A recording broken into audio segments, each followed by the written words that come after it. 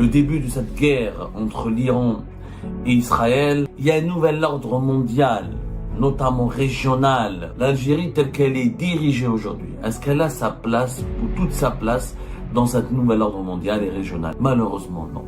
Et que l'Algérie pourrait être même l'une des cibles prochaines de ces bouleversements géopolitiques. Le but de ce plan consiste à redessiner la région, à savoir créer un Moyen-Orient et un Proche-Orient avec zéro pays hostile à Israël et leurs alliés. L'objectif est de provoquer la chute du régime de Téhéran. L'Algérie est en train de devenir, pour ses voisins, l'équivalent de l'Iran. L'Iran de la région, c'est l'Algérie aujourd'hui. L'Iran de l'Afrique du Nord serait l'Algérie. Maréchal Haftar se rapproche de la Turquie et il enterre la hache de guerre avec la Turquie pour se préparer à mieux conquérir la Libye. Ajoutez à cela le lobbying marocain au Sahel, l'alliance que propose le Maroc aux États du Sahel, l'Égypte depuis 2023-2022 très active au Niger dans les États du Sahel. Donc nous sommes devenus comme l'Iran. L'Algérie est en train de devenir dangereusement l'Iran de la région. Si on devient l'Iran de la région, une fois que l'Iran est attaqué et son régime va s'effondrer, tous les projecteurs vont se braquer sur le deuxième Iran, qui est l'Iran de l'Afrique du Nord, qui est l'Algérie. Les Algériennes et les Algériens suivent certainement l'évolution ou les évolutions très complexes et très compliquées de la situation internationale. Le début de cette guerre entre l'Iran et Israël, depuis le vendredi 13 juin, est en train, on va dire, d'inaugurer une nouvelle page, une nouvelle ère plutôt dans les relations internationales. Il y a un nouvel ordre mondial, notamment régional, dans notre région, à savoir ce que les Américains appellent depuis le début des années 2000 le Grand Moyen-Orient, à savoir l'Afrique du Nord et le Moyen-Orient, la région MENA, Afrique du Nord et Moyen-Orient au Proche-Orient. Un nouvel ordre régional qui s'inscrit dans le sillage de l'édification d'un nouvel ordre mondial. L'Algérie a-t-elle sa place? L'Algérie telle qu'elle est gouvernée aujourd'hui, telle qu'elle fonctionne aujourd'hui, l'Algérie telle qu'elle est dirigée aujourd'hui, est-ce qu'elle a sa place ou toute sa place dans cet nouvel ordre mondial et régional? Est-ce qu'elle a compris? Est-ce que les dirigeants algériens ont compris ce qui est en train de se passer? Est-ce que cet nouvel ordre mondial et régional est forcément favorable à nos intérêts? Malheureusement, non. Je dirais même que ce nouvel ordre régional et mondial est totalement hostile à l'Algérie telle qu'elle existe aujourd'hui, et que l'Algérie pourrait être même l'une des cibles prochaines de ces bouleversements géopolitiques. Vous connaissez tous le fameux adage, gouverner c'est prévoir, c'est anticiper. Les dirigeants algériens n'ont rien anticipé parce qu'ils ne comprennent rien à ce qui est en train de se passer. Quel est le but de cette guerre entre l'Iran et Israël? Israël, elle a un plan. Ce plan, il a commencé depuis 2024.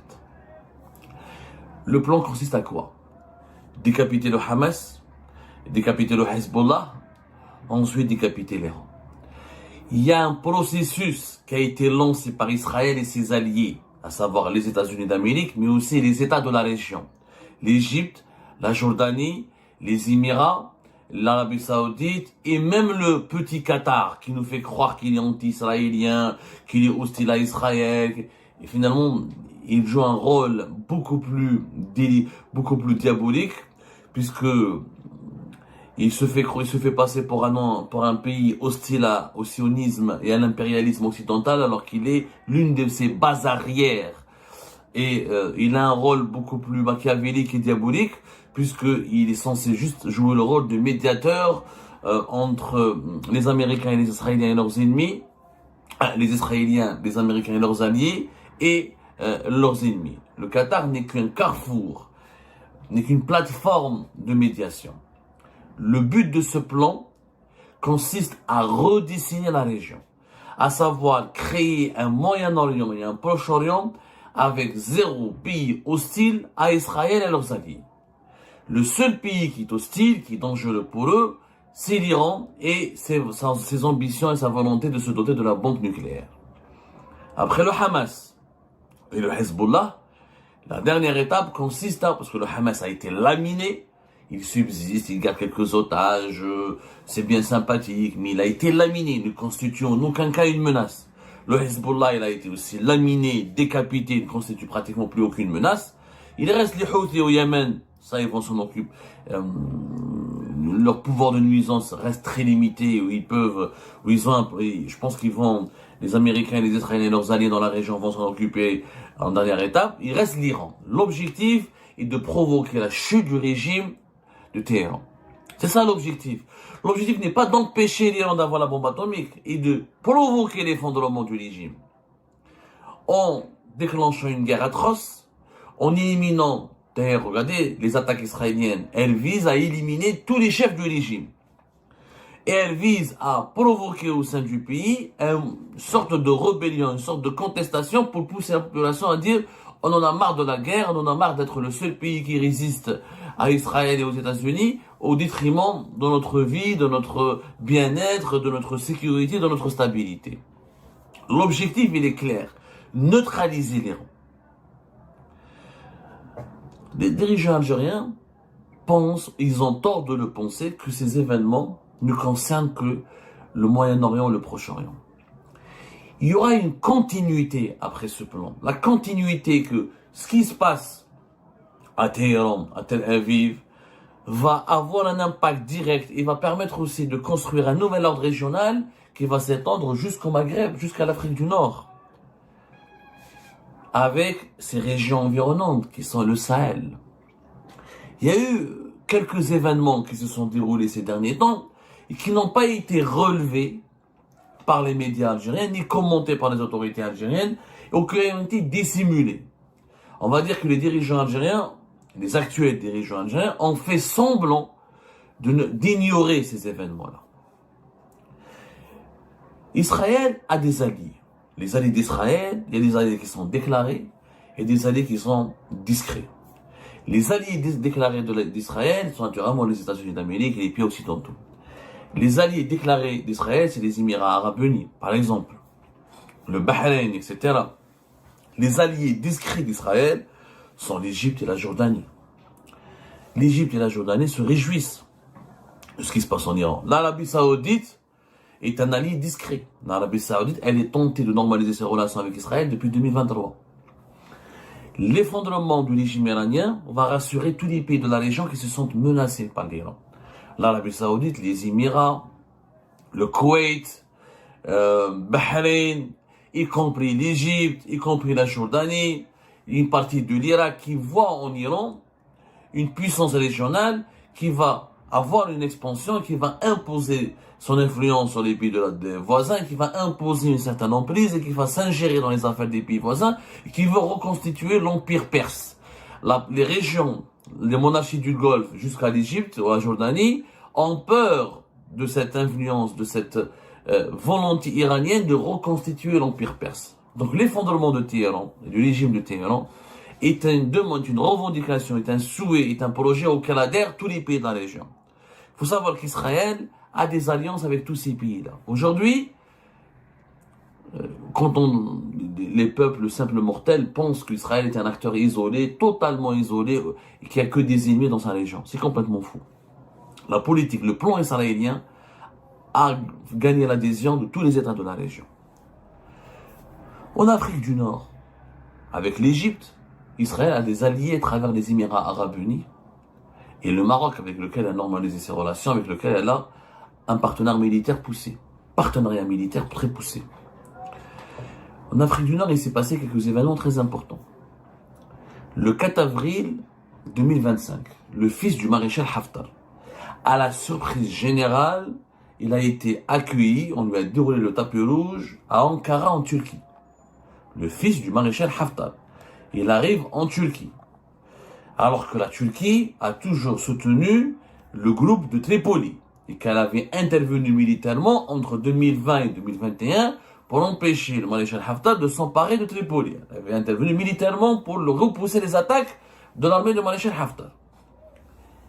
Rebondissement majeur qui n'a pas été lu, qui n'a pas été commenté, qui n'a pas été analysé, qui n'a pas été suffisamment pris en considération par les dirigeants algériens actuels dans notre pays.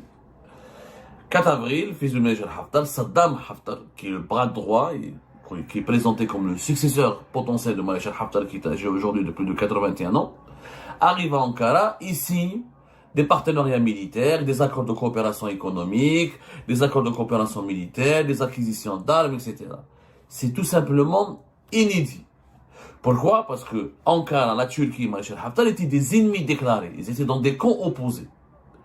C'est pour la première fois que la Turquie se détache du gouvernement de Tripoli, du groupe de Tripoli et essaie de tisser une alliance et un partenariat avec le groupe de Maréchal Haftar à Benghazi. Inédit. Il y aura même des entreprises turques qui vont prendre des marchés pour la reconstruction des villes libyennes sous contrôle de Maréchal Haftar comme Darna et Benghazi. Il y a eu, on parle même d'exercices militaires communs, on parle d'échanges d'informations, une véritable alliance. Une véritable alliance. La Turquie a changé de camp. Pourquoi? Les Turcs sont intelligents. Les Turcs ont compris que l'arrivée au pouvoir de Maréchal Haftar n'est qu'une question de temps. Soutenu par l'Égypte, les Émirats, la France, les États-Unis, la Russie, les Turcs ont compris que le groupe de Tripoli, mais à part l'Algérie elle-même et un peu l'Italie, elle n'a pas d'intérêt, c'est un groupe de perdants. Tôt ou tard, le Maréchal Haftar contrôle la majeure partie du territoire libyen et que ses avancées depuis 2021 sont importantes. Ça, c'était le 4 avril. Regardez maintenant ce qui s'est passé quelques jours plus tard. Quelques jours plus tard, au mois de mai, c'était, je crois, le 23 mai, le 23 mai, voilà, le 23 mai 2025. Le même Saddam Haftar, après avoir séjourné en Turquie, il part où? Il part au Niger.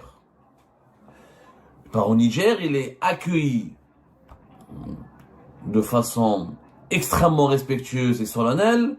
Au Niger, alors qu'il conduisait une délégation libyenne importante, il a rencontré tous les dirigeants importants à Niamey.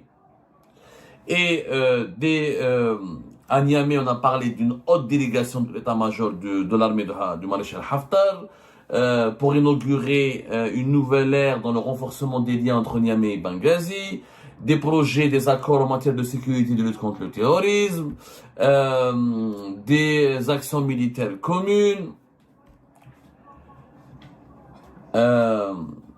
Plusieurs membres du gouvernement du Niger ont parlé avec les membres de la délégation libyenne de projets dans le pétrole, dans l'agriculture, dans le secteur des finances.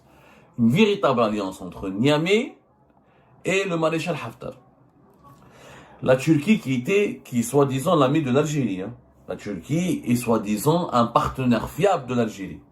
La Turquie qui change de camp, qui abandonne, donc qui se rapproche du maréchal Haftar. Le maréchal Haftar qui a un discours, je rappelle, c'est le clan le plus anti-algérien en Libye.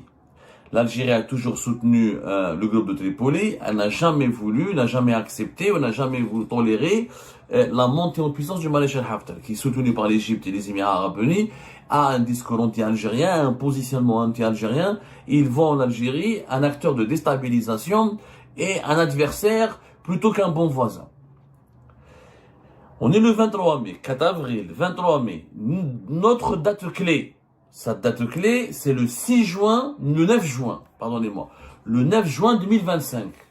La télévision d'État du Niger, Télé Sahel, c'est la télévision d'État du Niger, qui appartient à l'Office de radiodiffusion et de télévision du Niger. Elle publie un reportage d'une violence inouïe contre l'Algérie. Vous pouvez le revoir, vous cherchez sur Internet, le 9 juin 2025, Télé Sahel. Télé Sahel, elle publie un reportage dans lequel l'Algérie est accusée d'être le sanctuaire du terrorisme, où les généraux algériens, c'est eux qui dirigent les groupes armés terroristes dans la région. L'Algérie finance indirectement le terrorisme dans la région, elle donne des armes. L'Algérie, elle est contre les États du Sahel, c'est une menace directe contre les États du Sahel. Le jeu de l'Algérie joue un double jeu. Elle prétend lutter contre le terrorisme alors qu'elle sponsorise elle-même le terrorisme dans la région. Mais des accusations d'une gravité extrême. C'est une télévision d'État, encore une fois. C'est-à-dire c'est le porte-parole officiel de l'État du Niger. C'est comme la PS ou le NTV. C'est vraiment la charge a été extrêmement lourde. mais vraiment extrêmement lourde. Et le reportage reprend des éléments de langage qu'on a l'habitude de lire dans la presse internationale hostile à l'Algérie, comme la presse marocaine, la presse française, etc. L'Algérie a clairement mise sur le banc des accusés et qualifiée de sponsor du terrorisme dans la région et d'une menace contre les États du Sahel. Et elle n'apprécie pas les États du Sahel qui se sont rapprochés de la Russie, qui veulent reconquérir leur territoire, qui veulent lutter contre le terrorisme, gênent aujourd'hui l'Algérie, et l'Algérie voit en eux un danger. Ce langage, sponsor du terrorisme, jeu double, puissance, agent de déstabilisation de la région, menace contre la stabilité de la région, menace contre la sécurité de la région, ce sont les mêmes accusations que nous retrouvons dans le discours anti-iranien utilisé par Israël et ses alliés pour affaiblir et déstabiliser et détruire le régime iranien. Ce sont les mêmes discours. L'Iran est accusé d'être sponsor du terrorisme, agent de déstabilisation, impérial, elle s'ingère dans les affaires des autres pays, elle soutient les mouvements armés pour déstabiliser les pays voisins. C'est les mêmes accusations. Sauf que, en quelque sorte, on a remplacé l'Iran par Algérie. En réalité, l'Algérie est en train de devenir, pour ses voisins, l'équivalent de l'Iran. L'Iran de la région, c'est l'Algérie aujourd'hui. L'Iran de l'Afrique du Nord serait l'Algérie. Ce glissement idéologique n'est pas qu'un discours médiatique fortuit. C'est quand même, il y a un enchaînement des événements. Maréchal Haftar se rapproche de la Turquie et il enterre la hache de guerre avec la Turquie et il fait une alliance avec la Turquie pour se préparer à mieux conquérir la Libye. Quelques semaines plus tard, il va au Niger, il renforce son alliance avec le Niger et les États du Sahel. Quelques semaines plus tard, c'est l'Algérie qui est gravement accusée par les télévisions de l'État du Niger. Cela signifie quoi? Cela signifie que Maréchal Haftar, allié des sponsors, soutenu, parrainé par les alliés d'Israël, est le cheval de Troie dans la région du Sahel, et celui qui veut rallier tous les États du Sahel à son camp pour les retourner contre l'Algérie, pour leur expliquer que l'Algérie est le pays qui cause problème, comme l'Iran est le pays qui cause problème au Moyen-Orient. Il y a donc toutes des nouvelles alliances. Il y a un nouvel ordre qui va de Rabat, rajouter à cela le lobbying marocain au Sahel, l'alliance que propose le Maroc aux États du Sahel, l'alliance que établit le maréchal Haftar avec les États du Sahel, l'Égypte depuis 2023-2022 très active au Niger dans les États du Sahel, l'Égypte alliée d'Israël et aussi alliée et parrain du maréchal Haftar. Donc il y a un nouvel ordre régional qui se construit, qui isole l'Algérie et qui essaie de faire de l'Algérie le problème de la région, l'Iran de la région. L'Iran de la région. Ça, c'est une première étape. Une fois que tout cet ordre régional s'est construit, l'Algérie va devenir la cible, le problème qu'il faut résoudre. Quand on dit que c'est un pays, quand il y a un problème, il faut lui apporter une solution. Si on n'apporte pas une solution, le problème persiste. Et comme le problème dérange tout le monde va s'unir, va s'unifier, va se rassembler pour s'attaquer à ce problème. Et tout le monde sait qui? La Libye du maréchal Haftar. Et moi, je prévois que peut-être dans les 2 années à venir, au maximum, le gouvernement de Tripoli n'a pas d'avenir. Le groupe de maréchal Haftar est sur le point de dominer outrageusement la Libye. C'est une question de temps. Les États du Sahel, qui sont devenus clairement anti-algériens et qui construisent leurs alliances en fonction de leur hostilité à l'égard de leur lutte contre l'Algérie. Le Maroc, il est là et il en profite de la situation, vu que nous sommes dans une situation de guerre aussi avec le Maroc. Donc nous sommes devenus comme l'Iran. L'Algérie est en train de devenir dangereusement l'Iran de la région. Si on devient l'Iran de la région, une fois que l'Iran est attaqué et son régime va s'effondrer, ou forcé de faire des compromis qui vont l'affaiblir pour toujours, tous les projecteurs vont se braquer sur le deuxième Iran, qui est l'Iran de l'Afrique du Nord, qui est l'Algérie. Et je vous laisse imaginer la suite. C'est la porte ouverte à toutes les menaces militaires, sécuritaires. On sera ceinturé par un réseau d'alliances qui s'est constitué sous nos yeux et contre lequel nos dirigeants n'ont rien su faire. N'ont absolument rien su faire. D'ailleurs, c'est de leur faute. Nous avons poussé, incité les États du Sahel à nous détester, à nous diaboliser, à se méfier de nous et à lutter contre nous, à rejoindre nos adversaires. La même chose, le Maroc, on l'a tellement emmerdé, on l'a tellement fait chier avec la question du Sahara occidental, on l'a tellement déstabilisé, on l'a tellement menacé qu'on a poussé le Maroc à se jeter dans les bras d'Israël. La même chose en Libye, on a tellement voulu, on a tellement été anti-Haftar, on a absolument voulu imposer le groupe de Tripoli, on a flirté avec des groupes, parce que le groupe de Tripoli c'est majoritairement des islamistes. Alors que le groupe de Haftar, c'est des militaires proches de l'Occident et anti-islamistes. On a tellement flirté avec les milices de Tripoli, le groupe de Tripoli, qu'on a créé l'hostilité d'une grande partie des autres factions libyennes. Et en étant anti-Haftar, on est devenu anti-Égypte, anti-Émirats. Donc on s'est créé des ennemis gratuitement, sans chercher à avoir des alliés. On a eu ces 5 dernières années, que 2 supposés alliés, la Turquie et le Qatar. La Turquie, c'est le plus mauvais choix d'alliance du régime algérien. La Turquie, elle sourit avec nous, elle pleure avec nos adversaires, elle danse avec nous, et elle dîne ou elle mange, ou elle savoure, ou elle fait la fête aussi avec nos adversaires. La Turquie est soi-disant notre ami, mais elle donne des armes, elle fournit des armes aux États du Sahel et au Maroc. La Turquie est supposément notre ami, mais elle a décidé de faire une alliance avec le maréchal Haftar et notre adversaire. Le Qatar, n'en parlons pas. Le Qatar, qu'est-ce qu'il peut faire? Le Qatar, demain, il est anti-israélien. Le lendemain, il accueille les délégations israéliennes pour les négociations.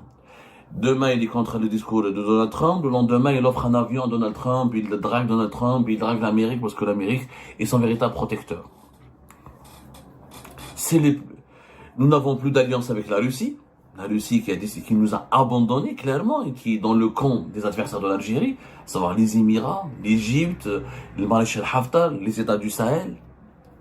La Chine qui se désintéresse totalement de nous, parce qu'elle n'a plus de projet d'investissement, elle n'a plus de grands enjeux financiers en Algérie, donc elle n'a pas d'intérêt à protéger ou à s'impliquer ou à s'allier avec l'Algérie, parce qu'elle n'a plus d'enjeux financiers. On a tout donné aux Turcs et aux Qataris. Les Qataris et les Turcs ont un double jeu à notre égard. Nous sommes dans une situation extrêmement explosive.